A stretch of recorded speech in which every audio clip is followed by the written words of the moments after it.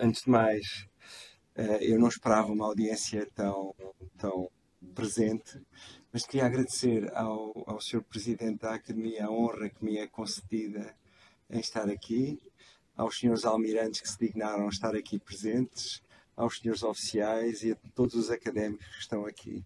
Eu tinha dito a uma pessoa que não ia dizer isto, mas na verdade talvez não tenha capacidade ou não seria a pessoa indicada para estar a falar a tão dota à audiência. Portanto, como sempre faço, vou fazer o meu melhor. A experiência que trago aqui é uma experiência que também ela é íntima. Trata-se, no fundo, de uma viagem que aconteceu da forma física, mas aconteceu sobretudo na alma. Foi uma viagem que eu fiz com o NRP Vasco da Gama a Timor, em setembro de 99, a quando do processo da independência daquele país. A Vasco da Gama acabou por ter um papel importante e esse papel foi sentido quer por mim, como médico, quer para a maior parte das pessoas que estiveram presentes, como eu espero demonstrar na apresentação que vou fazer aqui. Para perceber o que é que a Vasco da Gama foi fazer lá, que foi fazer a Timor, é preciso perceber o contexto político da época. Então, o contexto político era o seguinte.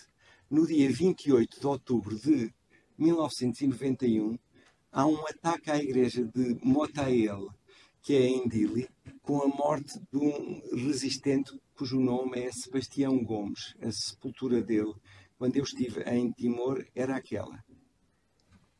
No dia 12 de novembro, há uma romaria com cerca de 2.000 pessoas, em que a tropa indonésia ataca com armas reais e morrem 271 pessoas no local e vieram a falecer 127 nos dias seguintes. O túmulo continua a ser referenciado porque esta foto é de 2010, é cortesia do Sr. Almirante Leiria Pinto, e vê-se que o túmulo ainda é um foco de reverência. Entretanto, como consequência a este massacre, em Portugal havia muita gente pró-Timor, e então o Lusitânia Expresso, que era um ferryboat, faz uma viagem. A viagem foi fomentada por uma revista que era muito ativa na altura, a revista Fórum, e embarca 120 estudantes de vários países e acaba por tocar várias personalidades públicas, entre os quais o general Ramalho Yanes. O que é que aconteceu? Após 3 meses de viagem, o navio chega a Darwin, de onde larga a 9 de março, e não chega a Timor porque é interceptado por meios navais e aéreos indonésios. Decide-se então lançar flores ao mar e o navio volta para trás. Foi obrigado a regressar a Portugal. A verdade é que, apesar de nunca ter chegado a Timor, conseguiu a atenção dos média internacional e por isso eu achei que ele devia estar aqui. Depois há que não esquecer que em 1996 os obreiros da independência são agraciados com o Prémio Nobel. Trata-se de o Dr. Ramos Horta e do Bispo Ximenes Belo. Este facto chamou a atenção internacional para a luta de Timor e não podia ser esquecido aqui. No nosso país era habitual haver um confronto sempre muito rijo, sempre muito participado, entre o que eu chamo a Bela e o monstro. Houve alguém que viu este slide e teve dúvidas em quem considerar a Bela e o monstro.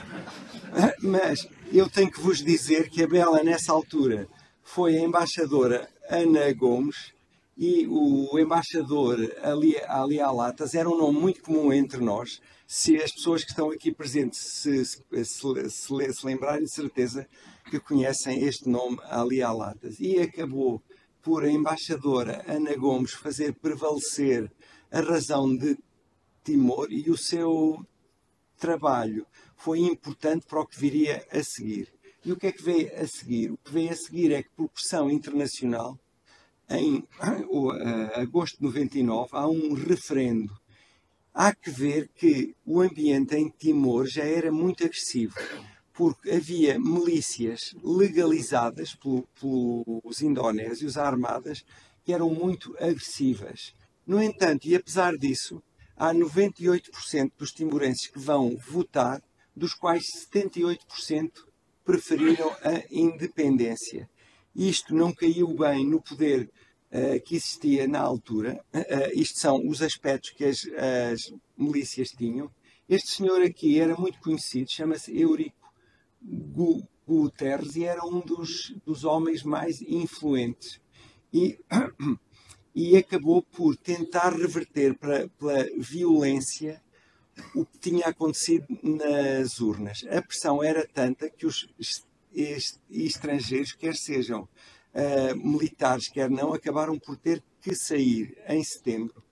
E neste contexto, o nosso bispo Ximenes vem a Lisboa e é recebido de forma apoteótica. Em setembro de 99, ele é recebido de forma apoteótica. Eu, aliás, desafio alguém nesta sala, a não ser nos casos em que a seleção ganha, a lembrar-se de alguém que uniu tanta gente, que trouxe tanta gente para as ruas e que tinha o apoio de todo o país. Eu não me lembro de mais nenhuma. E haviam canções como Mandar Soldados para Timor, e o país todo se mobilizou à volta desse país. E então era preciso mandar alguém, e em setembro de 99, com honras deste outro Guterres, o então primeiro-ministro e atual secretário-geral da ONU, a NRP Vasco da Gama parte de Lisboa. O senhor Guterres, como sabem, é este senhor. Havia pessoas, este era o comandante, o almirante Reis Rodrigues aqui, e isto teve parangonas de primeira água. A partir de 23 de setembro, a partir da partida, havia notícias regulares na revista da Armada, e o navio foi integrar esta missão que se chamava Interfet. Esta missão era liderada pelos australianos, por um senhor que eu vou mostrar mais à frente, chamado Peter Cosgrove, que era um general australiano. O NRP Vasco da Gama, para quem não sabe, é um navio de guerra. É um navio de guerra que levou uma guarnição que não era especial, era a guarnição habitual. É verdade que levava mais pessoas. Tinha 2 helicópteros orgânicos, aqui vemos um em manutenção. E quando chegámos a Timor, eu fui neste primeiro helicóptero que pousou o solo. Timor estava, digamos, pacificado. As milícias tinham fugido, estavam do outro lado do Timor indonésio, e não havia guerra. Aqui me veem, eu sou esta pessoa que está aqui, às vezes nem me reconheço, e todos isto eram os fuzileiros que nos davam segurança, e não havia perigo nenhum. Aliás, cada vez que nós chegávamos havia uma festa. Então foi decidido que, se não estávamos lá para a guerra, íamos fazer alguma coisa. E na altura houve o interesse de fazer o que se chama hoje uma missão humanitária, o que com um navio de guerra precisaria de alguma imaginação. E então foi o que aconteceu. A primeira grande decisão, e ao meu ver muito bem tomada, foi escolher uma área onde nós pudéssemos ser úteis. Essa área tinha que ficar junto à costa e tinha que ter a capacidade para um desembarque fácil.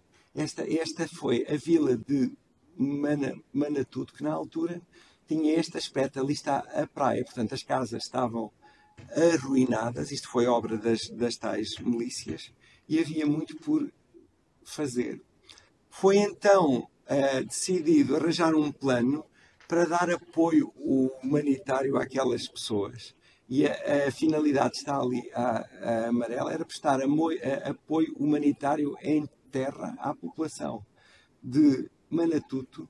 E esta é a ordem de operações do dia 4 de dezembro de 1999. Aqui tem, havia uma. Isto eu guardei as folhas todas dessa época, guardo-as com algum carinho. E isto era a distribuição por botes. As pessoas desembarcavam por botes e ali vem um primeiro-tenente MN Carvalho, que ia no bote na primeira vaga. Ia também um enfermeiro e os fuzileiros para fazer a escolta.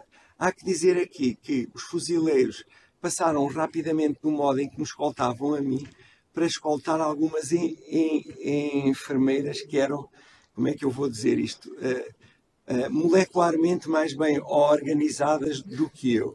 Porque, na verdade, o perigo era nulo e nós éramos sempre muito bem recebidos lá. Aqui está um exemplo de um embarque, era assim, a Vasta Gama ficava ao longe, um embarque ao pôr do sol, ao nascer do sol, nós chegávamos sempre muito cedo. Depois era preciso fazer uma distribuição de tarefas e havia pessoas que tinham que pensar e mexer no boné porque carregar a água era um pouco difícil. Mas de facto nós acabámos por dar apoio à Casa da AMI, é a Casa da AMI que está ali, isso tornou-se diário, portanto não havia água potável lá na altura. Este era o hospital que eu acabei por integrar, notem, as camas eram de bambu, foi tudo improvisado.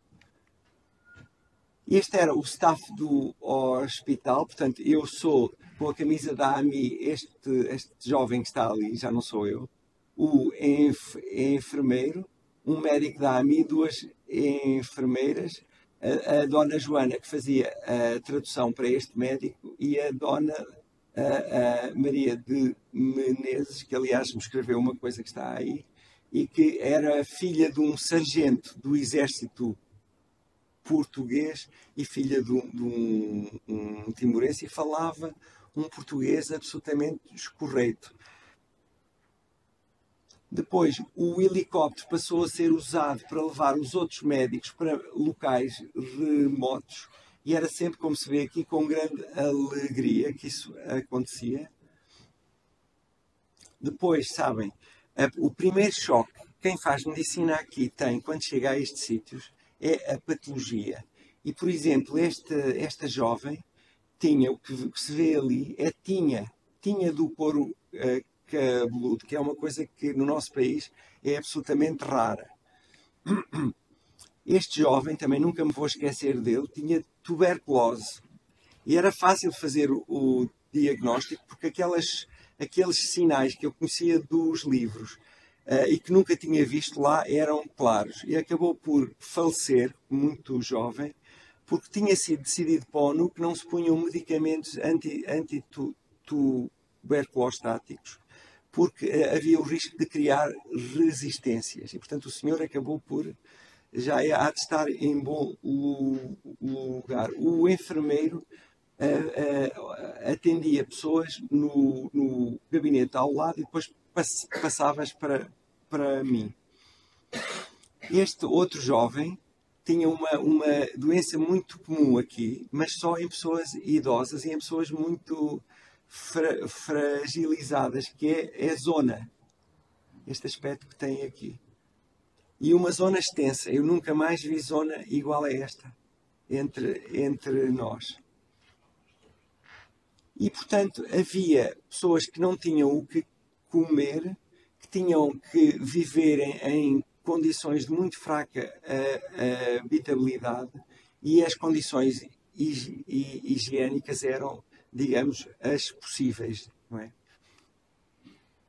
A patologia era malária em grande parte. Esses países têm esta incidência enorme. Havia muitas infecções respiratórias. A tuberculose era muito comum, como eu disse. Havia muitas doenças de pele que eu também nunca tinha visto. Sobretudo micoses muito extensas. De modo que o que a Vasta Gama fez foi oferecer sabão azul e branco em grande quantidade. E isso teve um valor muito, muito grande. O que é que se fez?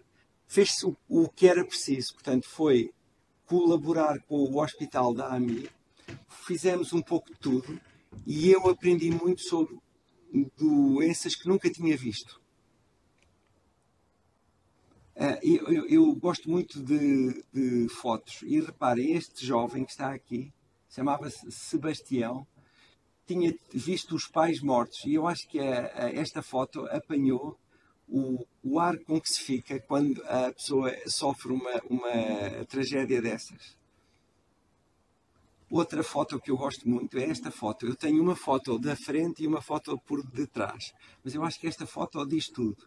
Temos uma criança com uma camisa de adulto, eu posso-vos dizer que está nua, e leva ali alguma coisa de comer e está sem sapatos. Isto era Timor quando nós chegámos. Timor no 99. Depois fiquei muito impressionado com as artes. Isto aqui era uma senhora que fazia cestos e chapéus como o que está aqui. Este senhor, se eu fizesse a pergunta na sala e lhes perguntasse quantos anos tinham, as pessoas diriam 70, 80. Este senhor tinha 46 anos. E tinha 46 anos porque as condições em Timor não são as nossas. Este é um almoço. Eu tive aqui, tenho que confessar aqui, esperei estes anos todos, eu tive muita vergonha porque me convidaram para almoçar. Esta senhora convidou-me para almoçar. Mas o almoço eram umas ervas que eu não conhecia, umas cascas de uma árvore que eu não sabia que eram comestíveis e eu respeitosamente declinei. Mas ainda hoje sinto algum peso na consciência em relação a isso, porque de facto não parecia muito apetitoso, mas isto era o que estas pessoas, os timorenses, tinham para comer o dia todo. E isto é importante que se diga aqui. Reparem como é que está a casa. Esta senhora que está aqui, sabem que tirar uma foto não é só enquadrar a foto, é tentar apanhar a emoção que as pessoas têm. Esta senhora tinha também um filho, que está ali, que não estava a perder peso, e tinha-me pedido leite condensado, um leite que em tempos havia em Portugal, não havia no navio, e eu disse que ia à Austrália que ia remover céus e terra para lhe arranjar isto. Quando lhe trouxe o leite, o miúdo começou a comer, e este ar que a senhora tem é um misto da dor que ela tinha, e eu acho que dá algum reconhecimento, e isso é que marcou as pessoas que foram a Timor, e isso é que marcou a diferença em ter ido a esta missão em relação a outras missões em que eu também fui. Depois, reparem, aconteceu que a Vasco da Gama tinha a internet, então nós éramos autorizados a mandar um e-mail para casa e os e-mails eram todos lidos. E eu escrevia e-mails muito emocionados. Cristina é a minha esposa, que também é médica, e eu escrevo ali que a aspirina faz milagres, o que era verdade, e que o navio, a coisa mais importante que fazia era distribuir comida. E ainda hoje, quando leio isto, tenho alguma emoção, o Sr. Presidente que desculpe, mas isto foi feito num momento em que eu senti que estava a fazer a diferença a um horror de pessoas. Há poucas vezes na vida em que nós sentimos que se estivermos lá, há coisas más que poderiam acontecer pela nossa ausência. E que a ação que nós temos faz uma diferença. Existe e é real. Depois, esta foto não foi feita por mim, foi feita com a minha máquina, mas não por mim. Foi no dia 2 de dezembro de 1999. E como é que eu sei? Era o meu aniversário. E então, quer os tantos membros da guarnição, e está aqui um, quer as pessoas da AMI, fizeram uma festa na praia. Foi uma coisa que também eu guardo com alguma emoção. Pois acontece que quem quiser fazer dieta deve ir a Timor há algum tempo. Quando me perguntam, não consigo comer, vá para Timor há algum tempo, que de certeza que vai perder peso. Porque nós levávamos estas caixas que tinham maçãs, uma peça de fruta e habitualmente mais alguma coisa. E eu garanto-vos que ninguém comia. Era sempre oferecida. Isto foi o enfermeiro que deu a esta senhora. Ninguém comia. Portanto, eu perdi 21 quilos. Porque, de facto, era impossível comer quando os outros passavam fome. Depois, estas ações eram sempre com uma participação enorme.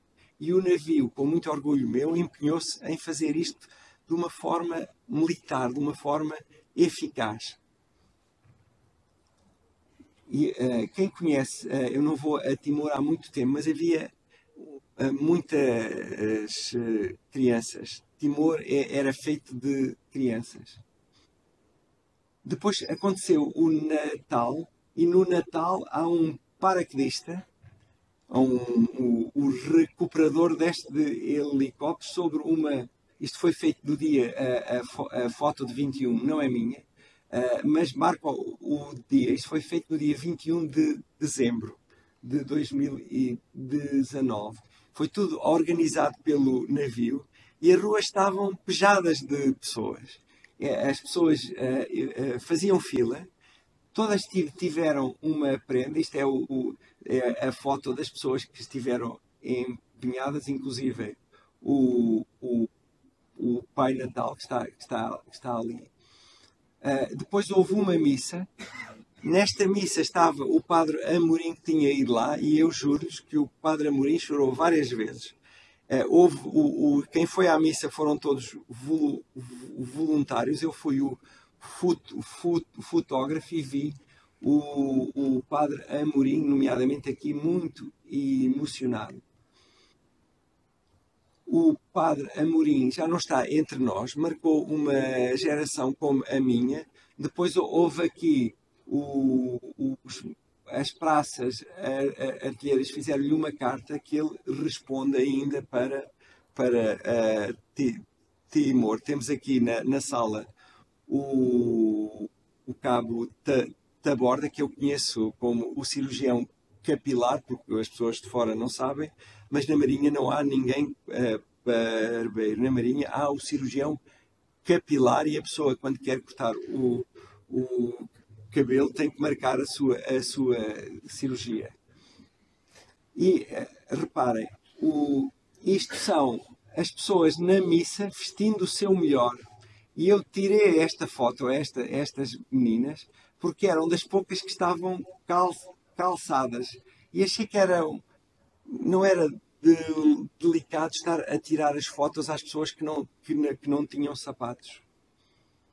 Aqui houve uma visita de várias pessoas importantes. Aqui tem o Senhor Bispo, aqui o Padre Melícias, e esta senhora era uma senhora que estava a liderar o processo da ONU, era uma senhora da Coreia do Sul. Quando eu me apresentei a esta senhora, eu digo, eu sou o médico tal, sou de Portugal. Ela disse, não, mas você não pode ser. Os portugueses são baixos, são gordos, têm bigode e andam sempre atrás das mulheres. De modo que, muito claramente, a senhora tinha uma ideia muito irreal do que eram os portugueses. Incidentalmente, eu como dou aulas, ponho sempre esta foto no final dos slides e faço esta pergunta. Eu dou 2 valores a quem souber quem são as pessoas que estão ao lado do mítico professor Bronze. E tenho tido frases do tipo o Eusébio, e até já tive o Salazar. Portanto, a cultura desta juventude não é muito boa. Por isso é que eu acho que quanto mais se falar disto, melhor. Entretanto, estava também lá o Almirante Matias, que eu esperava ver hoje aqui, e o Almirante Matias fez o que um oficial da sua estirpe tinha que fazer. Além da parte de trabalho, as entrevistas e tudo mais, andou de câmara em câmara, assinou o livro e deixou uma marca daquilo que todos nesta sala sabem que ele próprio é. Entretanto, há uma foto com a guarnição quase toda. Eu sou aquela pessoa que está ali, claro. O Amorim está aqui. Este é atualmente o comandante Brito. E haverão algumas algumas pessoas que estão absolutamente diferentes, outras não tanto, como aqui o comandante, eu pensei que ele estaria aqui, o comandante Peiriço, que continua a ter a imponência que já nessa altura lhe era característica. Esta foto, eu pulo aqui esta foto ilustra o que é a evolução do tempo. Porque reparem, está aqui um senhor chamado Armando Vara, que nessa altura era um homem muito importante no governo, e eu ouvi ontem que está para ser importante noutra situação. Depois está aqui uma pessoa que eu gostei sempre muito. Este senhor chama-se Sérgio Vieira de Melo e sempre tratou os portugueses com uma dignidade enorme. E tenho muita pena, e já o escrevi e digo aqui, que ele não esteja entre nós, porque eu acho que ele em Timor foi importante. Foi importante porque a ONU era toda liderada por pessoas de índole anglo-saxónica, que têm o seu mérito, mas ele nunca deixou que os ditos povos latinos ficassem atrás, e isso muito se deveu. Por exemplo, eu fui chefe de uma delegação de saúde em que havia muitos outros. Ele chegou e disse: aqui algum médico de Portugal? Eu levantei-me timidamente: você é o chefe. E portanto eu tenho uma grande simpatia, tenho muita pena pelo que lhe aconteceu. Para quem não sabe, ele faleceu no Iraque, e foi uma pena que isso tenha acontecido, porque eu acho que ele era um homem que seria importante para o Brasil, para Portugal e sobretudo para a lusofonia. Depois, enquanto havia esta parte médica, houve uma escola a reconstruir. A escola tinha este aspecto. Portanto, era uma ruína. Depois, determinados obreiros, que não eram nem pedreiros, eram marinheiros simples, decidiram que a escola ia ser reconstruída. E foi, com o trabalho de todos, com o que cada um podia dar, a escola foi toda reconstruída. Foi pintada, foram arranjadas e ficou com este aspecto. No final foi entregue com este aspecto. E, portanto, eu considero que para pessoas que não eram pedreiros, que não eram marinheiros, que não eram marceneiros, foi um evento épico. Depois nós éramos visitados regularmente por um senhor australiano. Na gíria, aqui ninguém me ouve, isto é tudo segredo, era conhecido pelo pequeno espião. Aí vem o espião. Mas ele ia lá ver de vez em quando o que é que se estava a passar. Aliás, eu devo dizer aqui que eles sempre nos viram como uma coisa estranha. O que é que estes andam aqui a fazer? Mas de toda a forma nunca houve interferência nenhuma. E o chefe da Interfet, o oficial em comando, foi sempre de uma grande simpatia, e até eu tive um caso com um marinheiro, ele ajudou, e portanto nesse particular nunca houve nada a dizer. A escola foi feita, ficou com este marco. Infelizmente eu não tenho nenhuma foto mais atual para dizer como é que qual é o aspecto que ele tem agora. A missão acabou. Acabámos por nos vir embora. Mas a experiência será sempre muito enriquecedora. Foi única no contexto histórico, não só para quem lá esteve, mas eu ouso dizer aqui com algum risco, para a própria Marinha. Foi rica por um sentimento, é que de facto nós fomos os primeiros a chegar, e foi diferente de tudo aquilo que se esperava. Foi tão diferente que eu fiz esta história de lá, em que digo assim: nada me tinha preparado para isto, nem para as crianças na praia, nem para a beleza dos campos de arroz, nem para o azul do mar, o Timor vivo, as montanhas e, sobretudo, e enfatizo aqui, a gentileza das pessoas. O segundo parágrafo ainda diz mais como nós estávamos lá, que em alguns casos parece que os portugueses tinham acabado de sair. Não a fazer curto para agora voltar. É como se Portugal, de alguma forma, nunca tivesse saído de lá. Depois, e para algumas pessoas que eu sabia que viram não ficarem tristes e dizerem ele só falou do que fez e etc.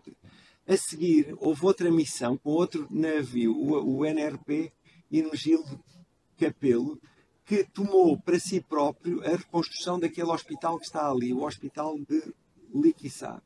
Aqui está o Hospital de Liquiçá em Arranjos, e o Hospital de Liquiçá acabou por ser inaugurado, e reparem, da placa, estão a ver aquela seta a mexer, aquele pequeno pedaço foi dividido em 186 pedaços para que cada um que participou levasse uma recordação. Também sei, cortesia do Sr. Almirante Leiria Pinto, que o hospital ainda lá está e tem este aspecto.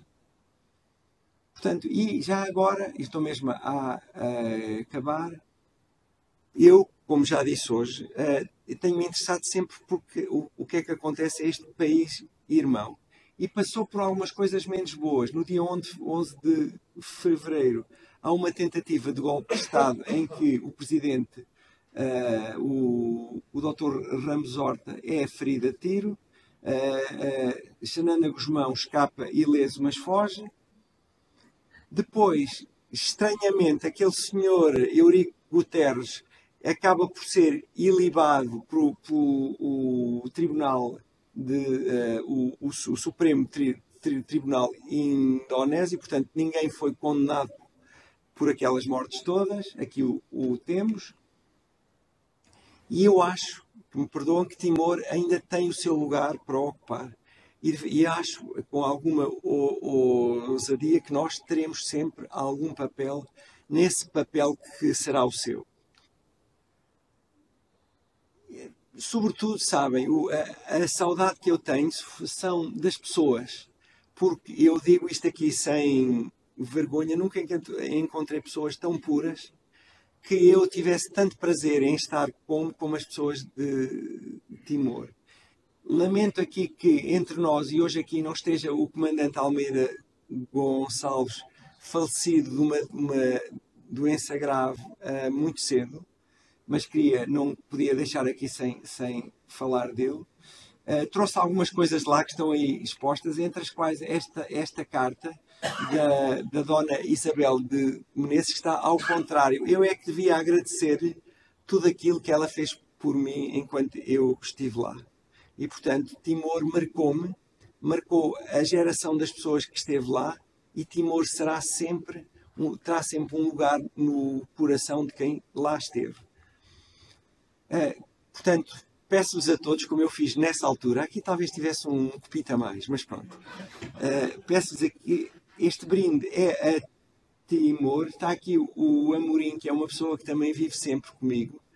E há que não esquecer que, como pessoa, cada um de nós trouxe muita coisa. Há aqui também duas pessoas que depois foram importantes no meu incipiente percurso, porque eu escrevi logo a seguir um artigo sobre Timor, e houve uma pessoa aqui de bigode, que às vezes fala alto, que insistiu, e eu fiz umas quantas histórias. E há esta história que teve um sucesso terrível, e foi tão à pressa que a figura nem sequer cor tinha. Essa pessoa chamava-se Sousa Machado, e era um brilhante ilustrador, e também merece aqui. Portanto, meus senhores, sou eu que estou em dívida para... Eu não estaria hoje aqui, não seria quem sou, se não estivesse lá. E essa parte tem que ser dita aqui, até porque eu sou católico, uma coisa que calhou bem lá, e gosto de cumprir as minhas dívidas, nem que isso seja feito alguns anos depois. Continuamos a encontrar-nos as pessoas que estiveram em Manatuto, e eu tenho uma vontade terrível de voltar lá. Isso acontecerá um dia, e peço desculpa por alguma coisa menos boa desta comunicação. procurei dar a ênfase, não tanto a ênfase factual, mas a ênfase emocional do que é Timor e que eu acredito que continuará a ser, pelo menos na nossa aula. Obrigado.